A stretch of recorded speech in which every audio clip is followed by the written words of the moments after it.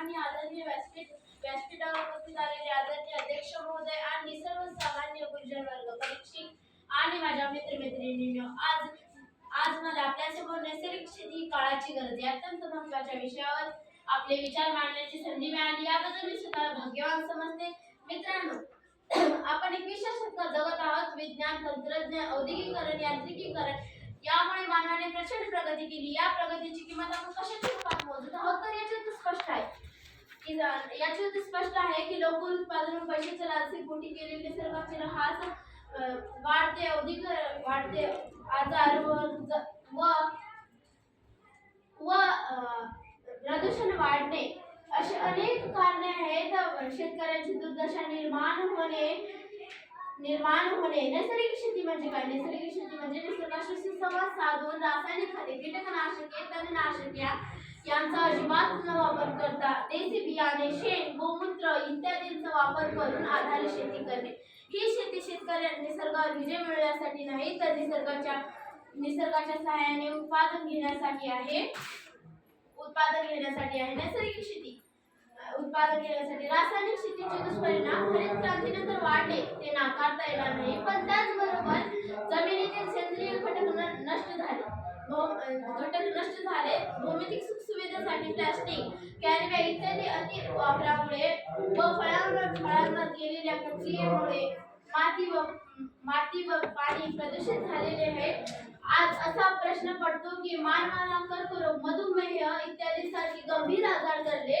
आज म्हणून असा प्रश्न पडतो की अन्न भरपूर आहे पण मानवाला आरोग्य नाही. म्हणून मला म्हणावेसे वाटते की नैसर्गिक कृषी भविष्य स्वास्थ्य पर्यावरणाचं रक्षण ईसा.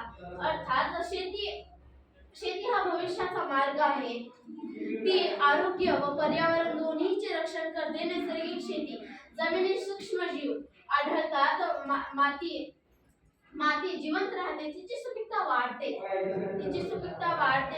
शहरीकरण, तिची सुपीकता वाढते.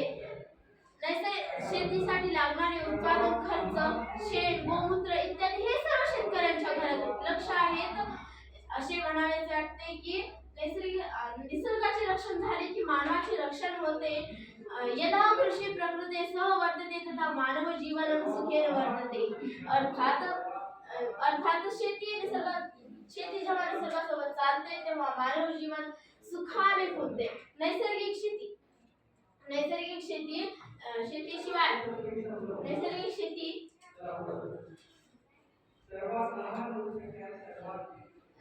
शेतीमध्ये अन्न, पाणी हे सर्व उपलब्ध असतात, पण ते नाकारता येणार नाही.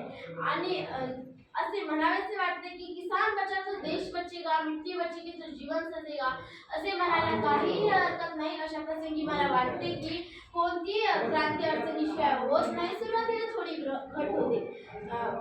सुरुवातीला थोडी घट होते आणि अशा प्रसंगी योग्य धोरणे, शासकीय पाठबळ अशा प्रसंगी आणि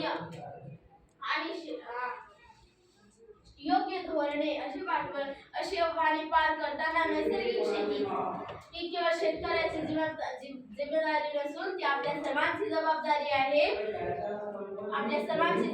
आहे.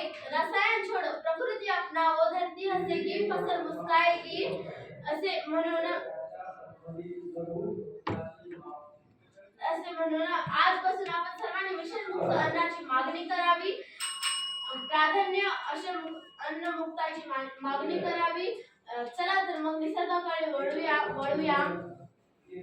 आणि भारताचे भविष्य सुरक्षित करूया.